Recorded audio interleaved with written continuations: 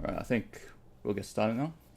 We'll be starting with some live market analysis, and yeah, thank you everyone for joining the stream. Thanks, Grimlock. It's 1 in the morning, but I'm sure this will be worth your time.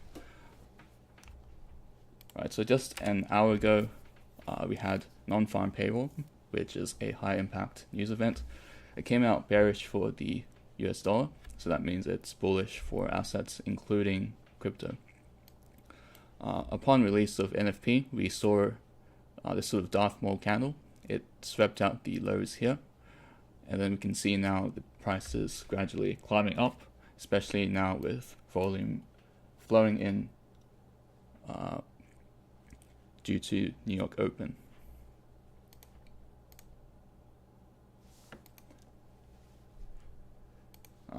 Apparently some echo. Okay, yeah, all good. So yeah, currently the immediate outlook is bullish due to the lows being swept here, and there's also this sort of market structure pattern in play here. So you can see order block movement upwards, sweep of local sell stops down to the order block level, and an expansion upwards. So we can see here we have something similar, sweep of local sell stops and a bounce from this order block level. Immediate upside targets I'm looking at is mostly these relative equal highs at around 29,400. We also have Yo-Yo Mun's Bitcoin long position in play based on this harmonic pattern, and also retracement to the golden Fibonacci zone. So yeah, let's see how it plays out, but right now I'm looking for some short-term upside towards these equal highs. As I said before, the news for DXY and the non-farm payroll was bearish for the DXY. So you can see here there is an immediate reaction here, and the zone from which it rejected actually does make sense, as it is the daily fair value gap, and also the 61.8 retracement level. So based on that, and based on the high impact news release, we should see some further downwards movement on DXY, which will help the crypto market to move further upwards. Do you have any input on the current market conditions, Ahmed, before we move on to the content today? Yeah, sure. I solely agree with you. So basically what I'm seeing is, as I shared the plan yesterday in the Discord group too, that we might see a push around 29,500 to 29,600 region, just because that too much shorts were building up on the resistance or the support, you can say the support regions. So it's more easy to wipe out the liquidity above. And according, we just regressed back to the golden Fibonacci region. So you might see a push around 29,500-ish region, and then we could see how market reacts further. Yep, thank you very much for the input. And last thing before we move on, just wanted to also look at the daily time frame. So on the daily chart, previously I was looking for lower prices, but due to this candle right here, the perspective has flipped bullish for the short to medium term, because it swept out this July low right here and saw a very strong buyback all the way up to almost 30,000. Now you can see that the next zone of liquidity is further upwards from these equal highs here, and also the high here near 30,000. So let's have a look at how it plays out in the coming days. Alright, so that's pretty much the market update for now. Let us know if you want us to analyze anything else, and we'll just move on to the seminar content today, which is how to not give profits back to the market. We'll mainly be looking at trading psychology and also portfolio and trade management. And these are very important skills, in my opinion. You can be very good at analyzing the market, but if you let emotions dictate your trading and mismanage your risk, it's very easy to blow up your account, and in that case, the analysis skill is kind of meaningless. So that's why we're looking at this today. So beginning with the equity curve of traders, there's mainly three types of traders in the crypto market. We have the fearful or undisciplined trader who accumulates several small wins, but a sudden big loss will wipe out the account.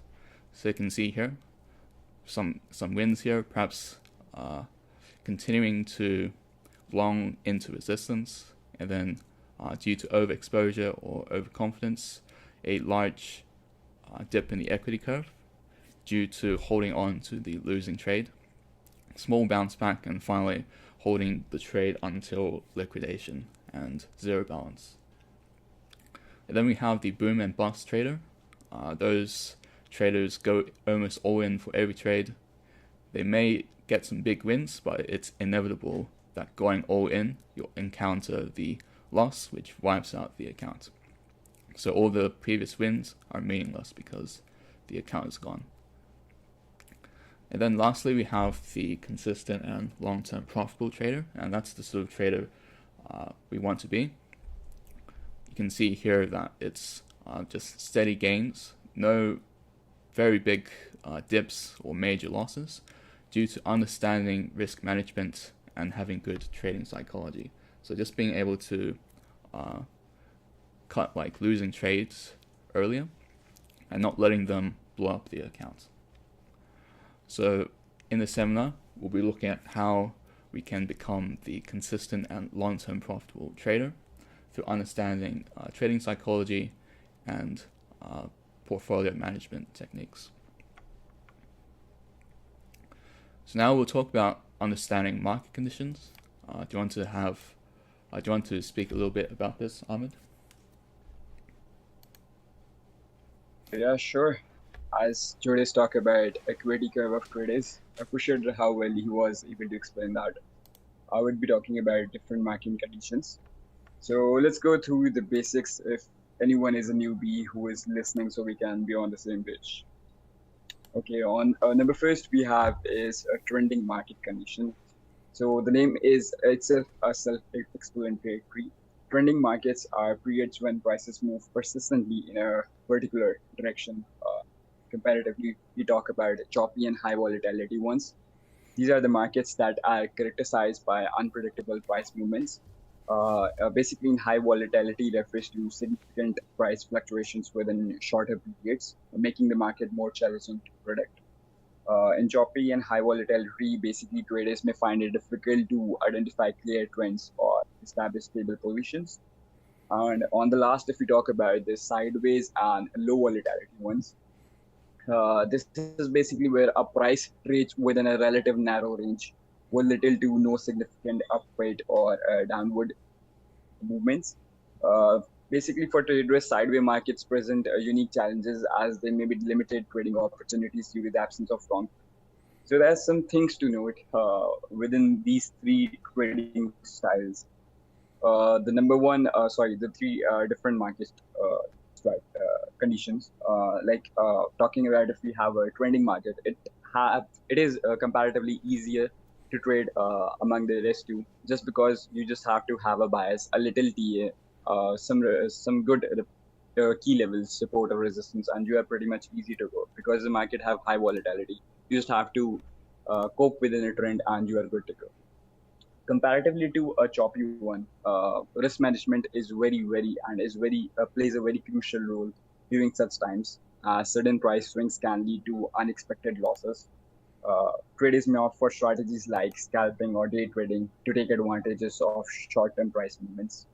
And on the sideways, during these phases, investors may adopt a patient approach, waiting for clear signs of breakout or break even from the range-bound movements.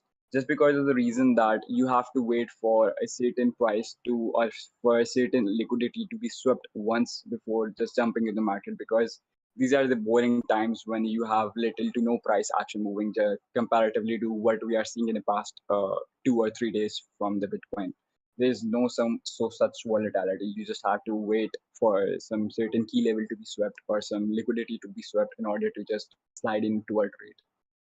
Okay, so if we conclude it, in crypto we often see a diverse array of conditions that traders must adopt to. Tendering markets can provide exciting opportunities for momentum-based strategies, while choppy and highly volatile markets demand careful risk management. In contrast, sideways and low volatility markets requires patience for potential breakout opportunities. So I hope it is clear for now. Heading back over to Jodis. Yep, thanks for that. And yeah, definitely it's very important to be able to identify the market conditions and know like when the optimal time to trade is. We'll go into more detail in the following slides, and let us know if there's any questions in chat. I'll be talking about the idea of letting winners run and cutting losing trades early. So when you open a trade, there are a few possible outcomes. There's a big win, small loss, or big loss. And the idea behind this concept is to cut out the big losses. And this sort of phrase is repeated a lot, but actually it's easier said than done. A lot of traders do the exact opposite. And the reason comes down to a few points. So firstly, over management of trades. So when you're staring at a profit and loss number, seeing it fluctuate up and down, naturally you'll feel some emotions and you may become fearful of losing out on those gains. So you might ditch the plan and just close out the trade early, just for a small win. On the other hand, when your trade is in drawdown, you may be unwilling to accept the loss, even if the trade idea has been validated. So that means you're holding the trade way past the stop loss idea. You might even add extra margin, right? So if the high time frame trend has shifted, then that is a very dangerous thing to do, because the price can just keep going the wrong way, and in the end it can result in liquidation and a blown account. And during that drawdown period, we also must consider the mental costs, right, including the emotions of fear, anger, or regret. And these emotions can spiral down into further negative consequences, like revenge trading, and just like, as I said before, adding extra margin and amplifying the loss even further. So how exactly do we avoid that bad situation and actually let winners run and cut losers early? So the key here is having a predetermined trade plan and exit strategy. So that means before you even click the buy and sell button, you know what your take profit points are, and you know what your trade invalidation point is. So if you're longing from support, then your stop loss and trade invalidation will be below that point of support. And then take profit points should make sense. It should be defined before opening trade. So it can be things like resistance or support levels or Fibonacci extension levels, just as long as you have a plan and you have a trade invalidation point. And whilst the trade is open and running in profit, perhaps, you might also want to have a plan for trailing your stop loss. So you can use a trailing stop loss, which is where the stop loss follows the current price by a certain percentage. It can be 0.5% or 1%, something like that. So you're able to exit the trade if there is a sudden break of the trend or sudden movement in the opposite direction, indicating that momentum has shifted. You may also move the stop loss to break even after a take profit point, or if a key level has been flipped. That serves to reduce the make the trade risk-free. It's also important to use consistent position sizing and risk allocation to avoid emotional decisions for trade management. So we all have those moments where we feel like we want to go all in for a trade, and that's when the plan just goes out the window. Right? When you're trading at a much larger size than you're used to, the emotions are much more difficult to control, and you may be inclined to firstly close a trade very early before take profit points, or more importantly, hold on to that trade, since the drawdown is massive. So pretty much you just need to make sure you limit the risk on each trade to around 1 to 5% depending on your portfolio size, and you keep the sizing consistent, an amount that you are comfortable with and a risk that you truly accept. And or limiting the size of losses is key to ensure you do not give back all your profits to the market. I'll talk a bit about revenge trading as well. Revenge trading is the act of opening impulsive trades to recoup losses suffered from previous trades. So pretty much a loss may trigger a strong emotional reaction like frustration, anger, or regret, and in response the trader takes an immediate and aggressive action to try to quickly recover the loss. And it's actually a very common thing that traders do, and it's just a sort of natural behavior in a nutshell. So revenge trading is very dangerous. It often leads to blown accounts, and it's for a multitude of reasons. Firstly, trades are not based on proper setups or analysis, but emotional decision making. Right? We've always said that there isn't always a trade setup in the market. Sometimes it's better to just sit out. But if you feel that you need to immediately recover the loss, then that means you're not taking an optimal setup or taking trade that doesn't make sense. And we will share this PDF file after the stream. It will be in the education posts section. Another consequence of a losing trade may be doing away with risk management. So if you suffer the loss, then you might be inclined to increase the position size so you can recoup the losses faster.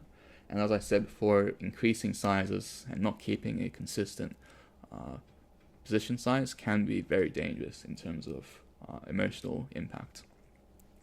And all of this can result in a vicious cycle of losses. So the revenge trade loses, you open another one, and it just keeps going on and on until the balance goes to zero. Each successive revenge trade may be more impulsive, has an even worse setup, so that's the cycle of losses. And of course, as before, mental capital as well, including stress, anxiety, and regret whilst in drawdown, and this can have a flow-on effect to other aspects in your life, such as personal relationships. So it is very important to keep all of this in mind in terms of trading psychology and just keeping your risk in check to make sure you don't end up in the cycle of revenge trading or taking a big hit to your mental capital. Something that's very common is the trade gets stop hunted and you feel that the trade idea is still valid. In that case, you can open the trade again, but it's important that you don't increase the position size, because it's just as likely that the price just goes straight back to the stop loss point, especially since it would probably be closer to the stop loss. So pretty much have a trade plan for every trade, follow the risk management strictly, and you might want to consider having a daily or weekly loss limit. So once you reach that limit, you just stop trading and you do something else. You can also practice self-awareness when revenge trading. Just recognize when you're revenge trading and just put down the phone or leave the computer and just go do something else. Take a break and try to reset your mentality. So moving on now, we'll talk about portfolio management, especially trading with small accounts. Would you like to talk about this, Ahmed? Sure. Okay, so for talking about managing small accounts, over my initial days of trading, I thought about having a bigger portfolio would make me more profitable while chasing small moves and make wealthy living out of it. But later came to identify that having small accounts can be your go-to just because of the reason that you can make mistakes, learn, and still be stress-free.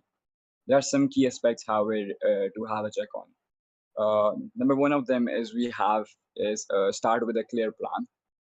This is one of the most initial and the crucial phases. Before you begin trading or investing, define your goals, risk tolerance, and time horizon.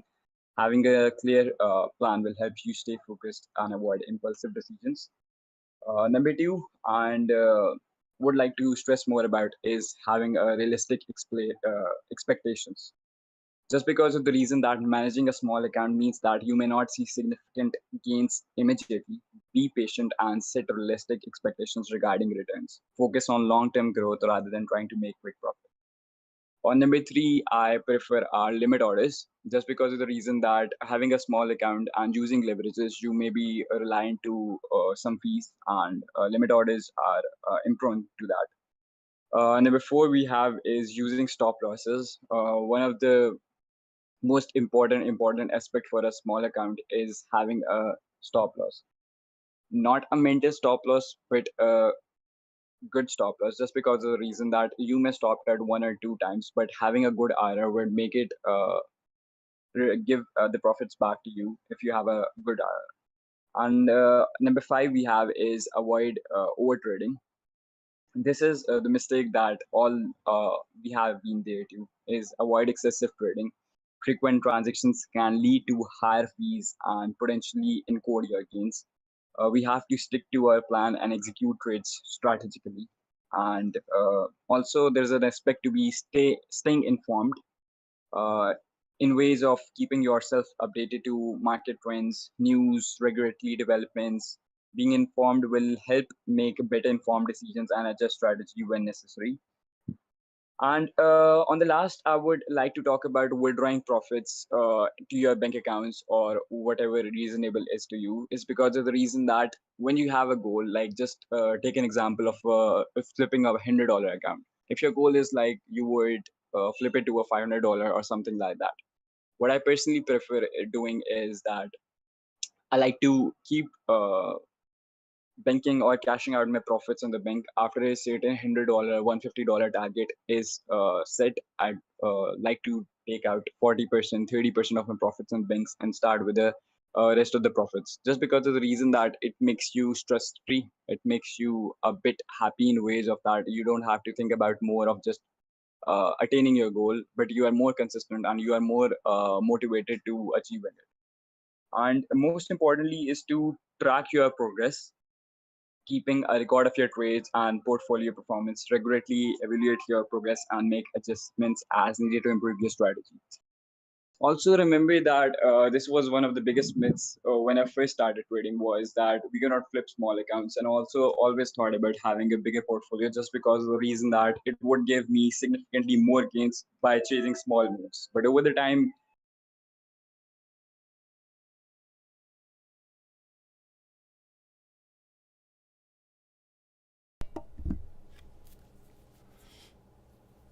All right, thank you for that, Ahmed. And I'll speak a bit about uh, trading on larger accounts. So it's pretty much what I covered in the last stream about funded accounts. With a larger account, it's important to have stricter risk management because you're obviously handling larger position sizes. And if you're not paying attention, then the losses can accumulate to a very large amount. So pretty much large accounts, usually you would go with a sort of fixed risk approach, which is if a trade hits stop loss, you lose 1% of the account. And you can calculate that using a position size calculator. You can search up the cashback forex lot size calculator for that. You input the opening price, the entry price, the stop loss price, and how much you're risking in your portfolio, and it calculates the appropriate position size for you. Among other things with risk management rules, you can decide it for yourself. But personally, I reduce the risk down to 0.5% if it is a scalp position or if I'm using a very tight stop loss.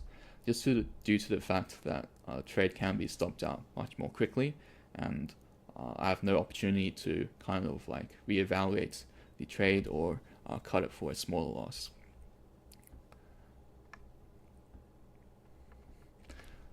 So now we'll talk a bit about trading styles.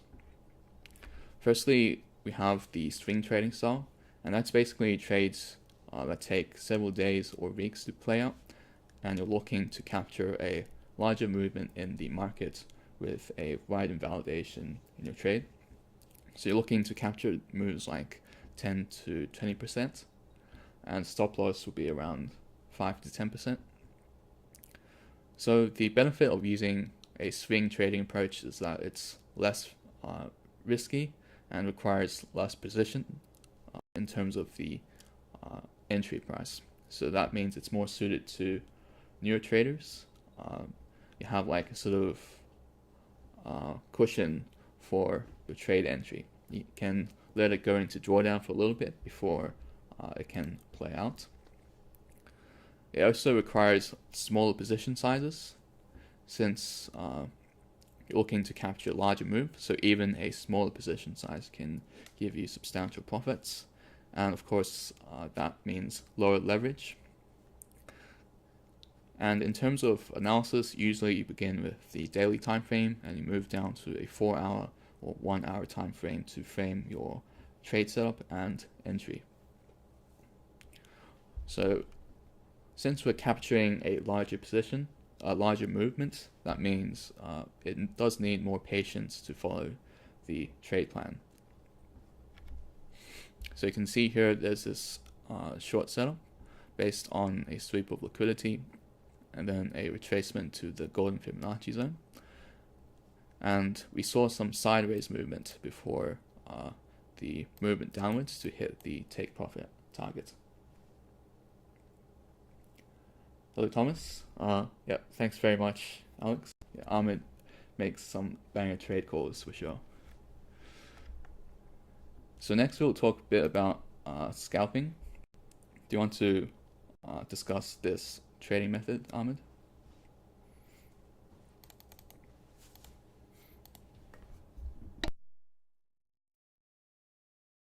Yeah, sure. Okay, so talking about scalping, one of the methods that I profoundly use in such market conditions, because holding on to a swing trade is not so favorable, and identifying yourself that when you have to have a swing trade on when you have to have a scalp is most important.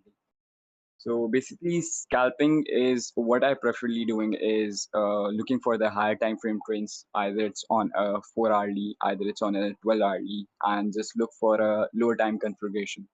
Either I would look for a bearish or a bullish trend, and then over to the lower time frame, I would break down my trade to 1 hourly, 30 minutes, and 15 minutes. I would like to enter on mostly 15 to 30 minutes after the breakout structure has been formed, just because of the reason can just because of the reason that high time frame would tell you about either it's a bullish or a bearish trend, and the lower time frame would make you get sniper entries to your positions. So scalping is one of the best methods also regarding to the small accounts we talked about early, just because of the reason that it would consistently compound your profits, and having a good IRR and managing your risk using 1 to 5% of your portfolios for each trade would make you profitable over the time.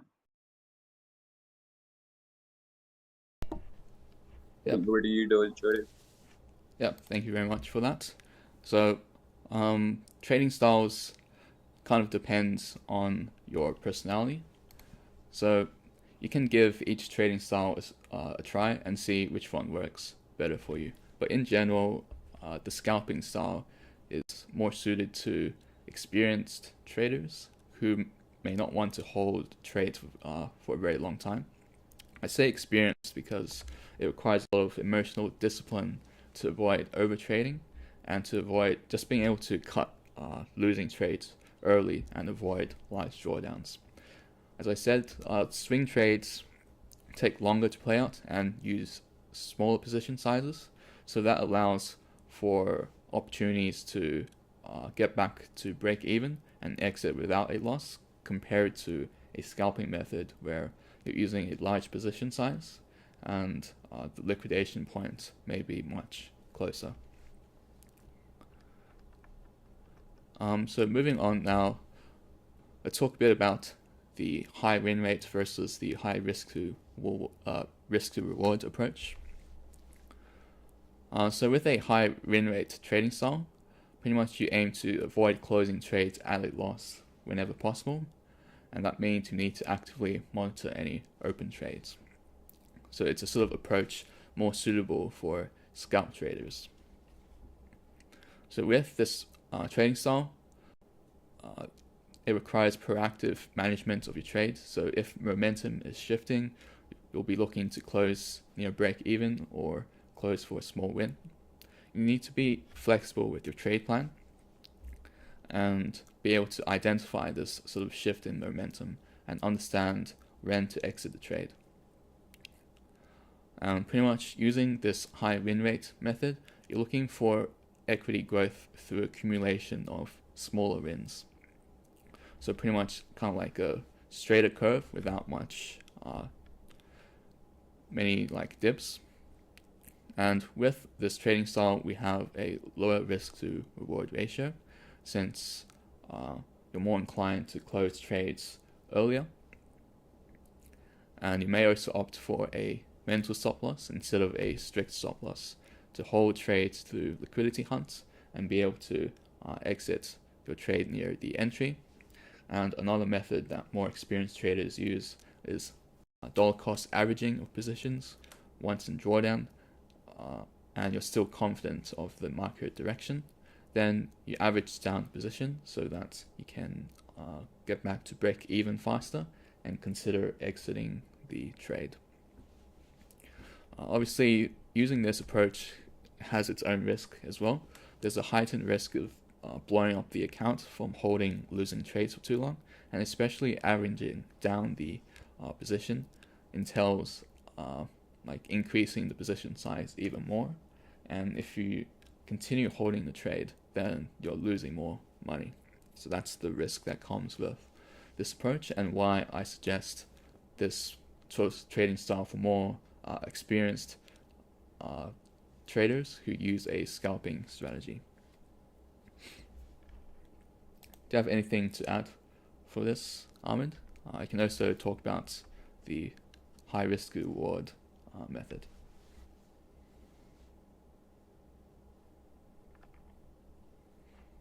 Okay, so basically, on the starting days, we probably like scalps just because of the reason that what newbie traders enter are trading onto the lower time frames, like lower like 3 minutes, 5 minutes, let's say 15 minutes.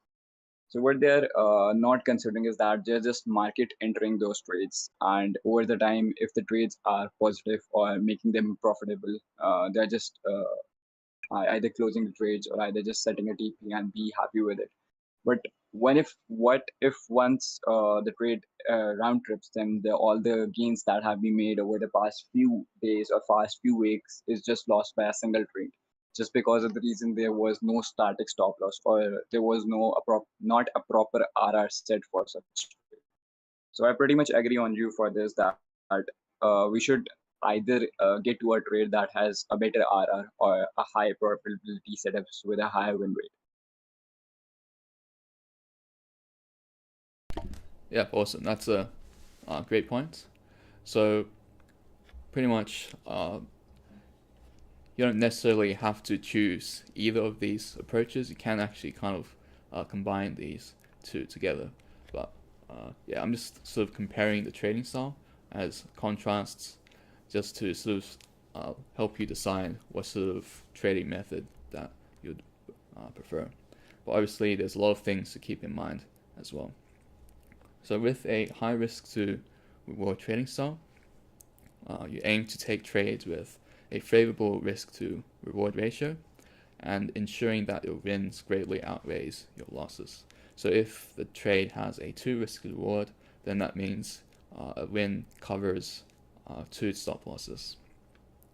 With this approach, you generally need to stick to a predefined trade plan and you don't really actively manage the trade after you open it, just to make sure you actually yield the high risk to reward and you don't end up closing the trade too early. So what this means is that you need to have a firm trade plan, including a stop loss and take profit targets before opening the trade, and also a condition for moving your stop loss up defined. So that could be a sort of change in structure, flip in a level, then you move the stop loss up. And following that, you just allow the trade to play out fully, either to your TP or stop loss. Usually with a high risk to reward method, the win rate is lower because obviously the stop loss is a lot closer to the entry price than the TP target.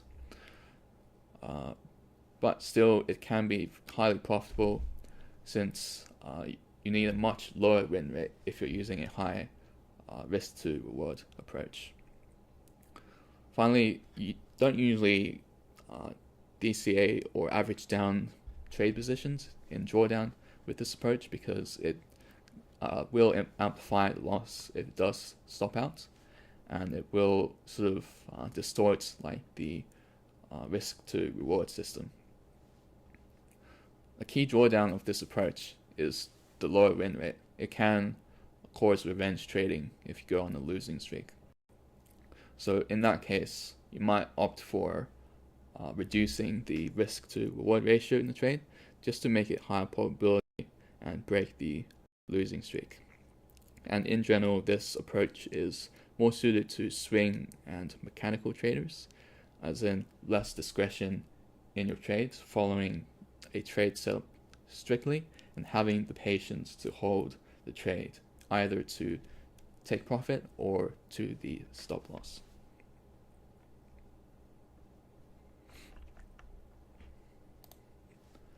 Do you have anything else to add to this, Ahmed, so far?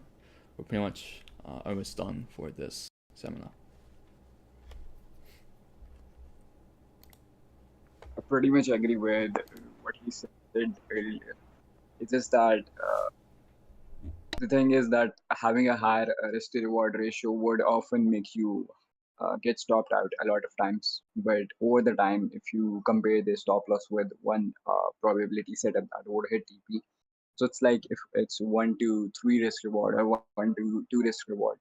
So comparatively, if you get stopped out 3 to 4 times and just hit TP one time, you are getting all your stop losses with additional profit to it. So it's pretty much a decent approach in my opinion. And over the time, it's more profitable compared to just having a one-to-one risk reward, because of the reason that you have to be super sniper with your entries, and you have to just be super like, it's a trading market. You can never be 100% sure about either you are going to stop out. You just have a TA or a analysis behind a trade, but it can always round trip you. So it's always better to have a stop loss and a predefined loss in your mind already before having a TP set. Yeah, awesome. Thanks for sharing that insight. So we're pretty much around done here. We're just going to sort of put it all together and sort of discuss like the key takeaways from our trading experiences. So all of us obviously make a lot of trading mistakes, but the key thing is we learn from them. So Ahmed, so what sort of trading mistakes did you make earlier on in your trading experience that you wish that you knew better now? The one I would like to talk most about is just because I hoarded my losses for a longer period of time, which in turn had me left to stressful nights and often like just looking over the phone screen again and again just because of the reason that I did not had a predefined loss. Or if there was a loss stop loss set, either I would have either a mental stop loss that it would just bounce back through my TP and all that stuff. So holding on to trade was one of the biggest mistake, and also just leaving over the myth that it was difficult to uh, trade or flip small accounts and easier to trade larger accounts, just because of the reason that smaller accounts will give you more leverage to learn, to make mistakes and be stress free, because you are not losing much of your capital and you still have a free amount of capital. You just learn out of it. And if you are just like entering the market with a larger amount of money with little amount of experience, you would over the time round trip that money. Even if you made profits out of it, you are just going to waste and round trip them. So it's better to just have a smaller account, try to flip it, learn from those mistakes, and apply the same things once you get experience onto it, and apply the same things onto a bigger portfolio or the amount of portfolio you want to actually go into the cryptoverse. Yep, thank you for sharing that. So personally, um, my mistake that I wish that I knew better about is revenge trading. So I blew up my second account from revenge trading, and that was just due to like frustration from getting a trade wrong, and just constantly entering the same trade over and over again and getting repeatedly stopped out, and then gradually increasing the position size whilst doing that. And obviously that is not a good idea, and like gradually the losses just amplify, the emotional toll gets bigger, and the decisions become like emotionally driven rather than based on like analysis and a trade setup. So that's one thing. Another thing is overtrading. I used to try to like trade almost every day, regardless of the market direction. And my method for trading back then was swing trading and directional trading. So I needed like a trending market to make gains, since I use a sort of EMA setup. And when the markets were sort of chopping all over the place, I still continued to use that same strategy, and obviously getting faked out a lot and taking a lot of losses. So that was very frustrating, and it was important to learn from that by understanding market conditions, understanding like when to trade, and like when your strategy is suited for the market conditions. I also wanted to ask you about how you manage your emotions whilst trading. Do you have any insight on that, Ahmed? Okay, so the one thing that always works for me is that whenever it's like, I would agree on you that not every day is a trade day. Uh, my trading pretty much probability increased just by applying some small changes, and those were that I avoided weekends to trade. Weekends were just for uh, having some key levels POC defined onto the charts so that I could trade for the next week. And I just avoid trading on weekends, and I leave Monday. I consider Monday also as a weekend, just because I wait for a Monday range to form, and then I just trade from Tuesday to Friday on those ranges. Another aspect for me was that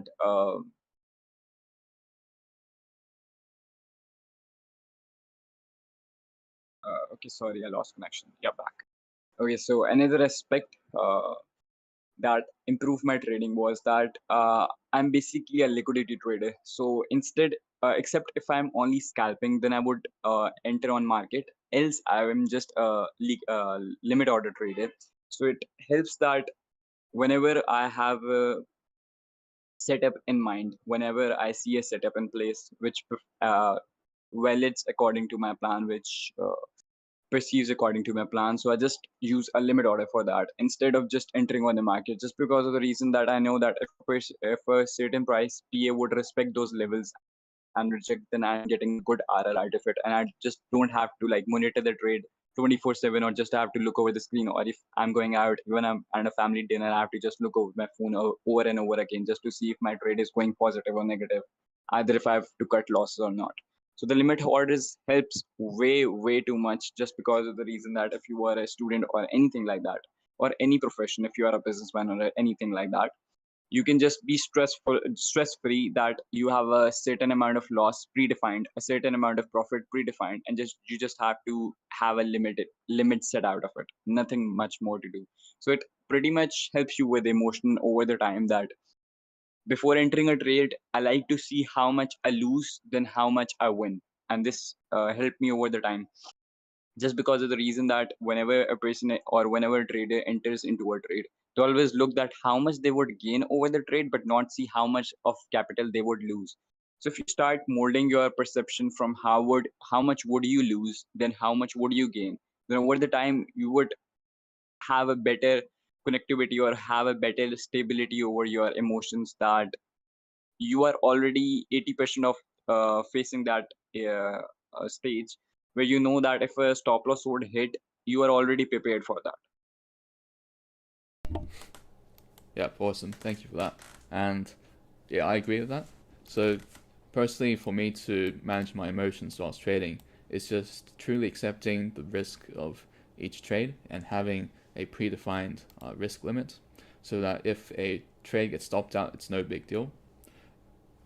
And yeah, pretty straightforward. So you can see that it all pretty much comes down to risk management, understanding how much you'd lose if the trade hits stop loss or gets invalidated, and pretty much just managing your portfolio with the position sizes. So I think that should be about it. One more question. So what are your thoughts on using stop loss orders? Do you rely on mental invalidation points sometimes, or do you strictly stick to your predefined stop loss in every trade? Okay, so for the current market conditions, if we talk about them, when I'm either scalping, so I have certain alerts set. If I'm just like, if I have 3 or 4 hours or some time specific just for trading and no other way. So I preferably do go for mental stop losses where there's some alert order set and I would see how price reacts to it. Other than that, if I'm using limit orders, so I use strict or not, just don't go for mental stop losses. I just use limit orders first. It's stop losses too. Yeah, awesome. So with mental invalidation points, they definitely do have a use of avoiding stop loss hunts, but that does require some discipline and being able to close out the trade if it truly does get invalidated. So generally, I just stick to a stop loss and re-enter the trade if it gets hunted and the setup is still valid. That's just something that comes down to personal preference. Um, Lastly, just a few other common mistakes with a lot of traders. Confirmation bias. So if you see like a bunch of people in chat agreeing with your trade idea and everyone is trading the same direction, you might get overconfident and increase the position size. So as I said before, it's very important to keep a consistent risk management system. So if you just increase the size based on what other people are thinking, then that's very risky and dangerous. Also, confirmation bias just means like you only accept analysis or viewpoints that agree with your own viewpoint. So you just disregard any like counteracting analysis. So that's also kind of dangerous if you're relying on other people's opinion to frame your own trades. We've heard fear of missing out, FOMO, quite a lot. So that just comes down to discipline as well. If there's no valid trade setup, then there's no point entering the trade generally. If like something has pumped quite a bit already and it's almost at resistance, then there's not much point entering the trade anymore because the risk to reward ratio is very low. The stop loss will be very far away whilst there's probably not much upside left to go. So yeah, that pretty much wraps up this seminar today regarding trading psychology and portfolio trade management. And all in all, these points should help you understand how to not give profits back to the market. So key points we covered today are knowing when to trade, letting winners run and cutting losing trades early, revenge trading, as well as portfolio management for different account sizes. And then we discussed a bit about trading styles and like the pros and cons of each style to suit your personality. to wrap up the stream, let's have a quick look at the market and see what has happened since our seminar. So we have a wick and a sell-off. So it looks like it's trying to shake out the high leveraged traders. The 100x and 50x traders would probably have been liquidated if they entered around the top and got forced to close their positions around this bottom here. In my opinion, this wick here has not really reached an upside target that makes a lot of sense. I'm still anticipating price movement to go towards at least 29,400 to sweep out the equal highs, as well as the swing high at around 29,400 to 500. So not too much different so far. Do you guys have any questions or any coins that you want us to analyze before we end the stream? Let us know in the chat.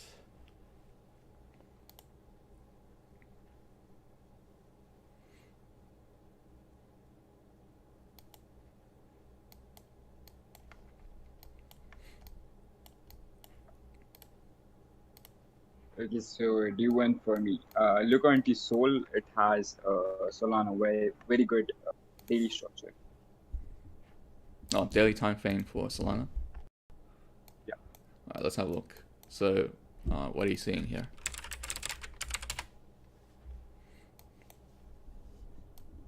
Okay, so on the daily time frame, if you look over to the order block that we have around starting from 23 to 21.7 region, we pretty much bounce from that. And if you want to look onto the lower time frame, you can see a decent key flip over there.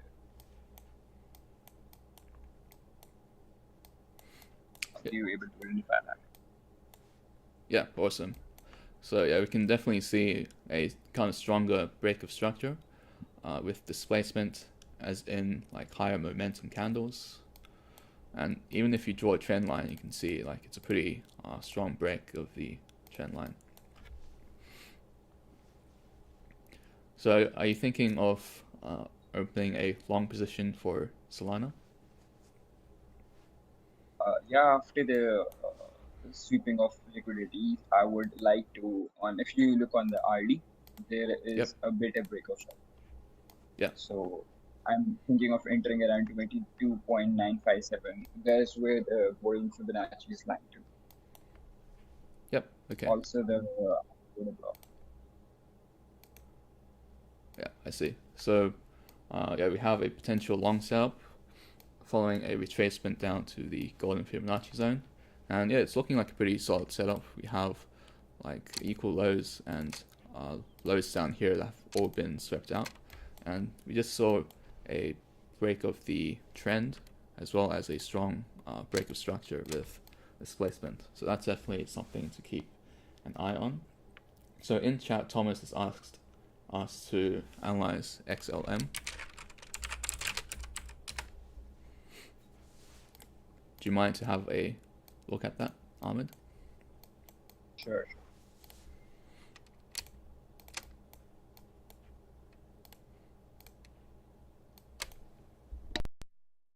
Okay, so on the daily, I see overall bearish structure out of it, and we called a short from 0.16 region in the stock village too. Other than that, there is one more alert that I have had a limit order set is around 0.14833 region.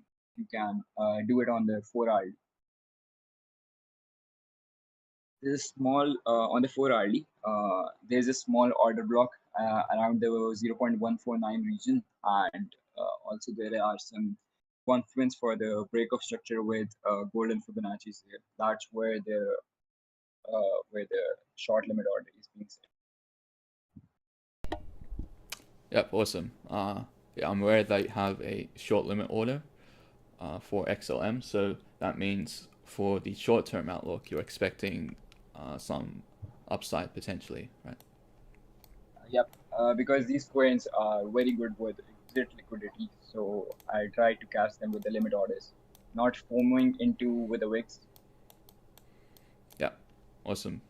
So yeah, looking at XLM,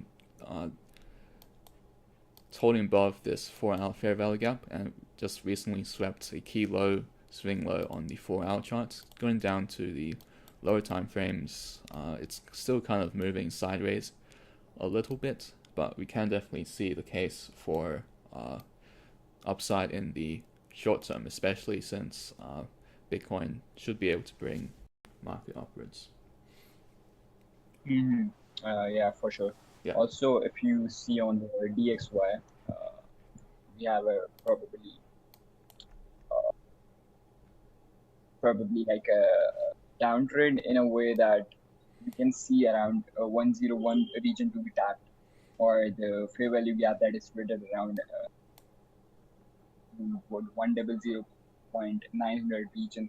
If the price goes there, we are pretty much getting filled onto our short orders, and we can get a pretty reverse from there, and the odds were pretty much over there. Yeah. In chat, we also have a question: how can you tell if a coin has topped like those with crazy pumps, for example, YG today? So let's have a look at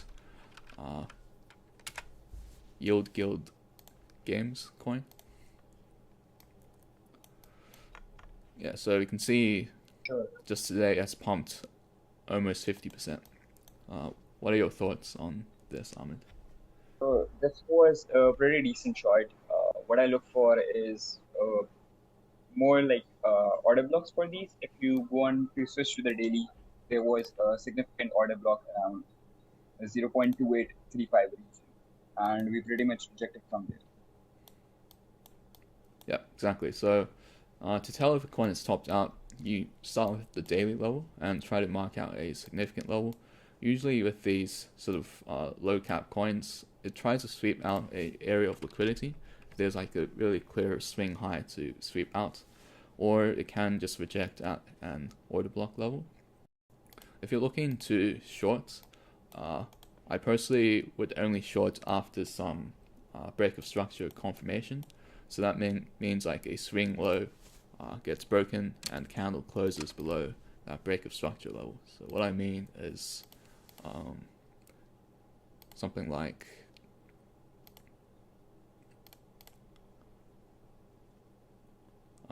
where's the arrow? Yeah. So something like this, where it breaks below the swing low level, retraces a little bit, and then continuation downside. Before that, if you enter on like such a strong uptrend, it's very easy to get stopped out or stop hunted with your short position. Another question: what key are you holding to keep the trend line horizontal? And the key I'm using is Shift on the keyboard. Then you also have a request to look at ApeCoin.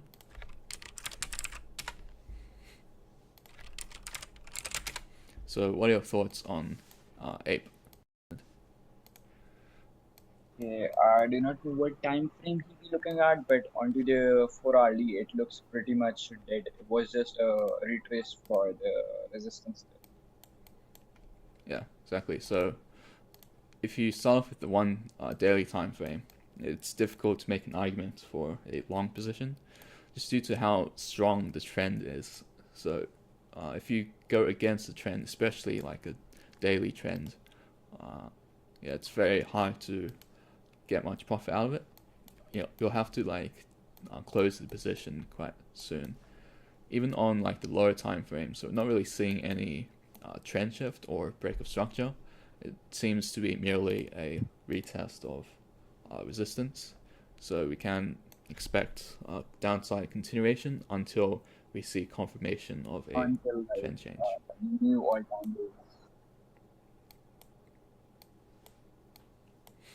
Like this could be more of new all-time lows. Yeah, new all-time lows. Yeah, is there anything else? We're just about ready to wrap up the stream.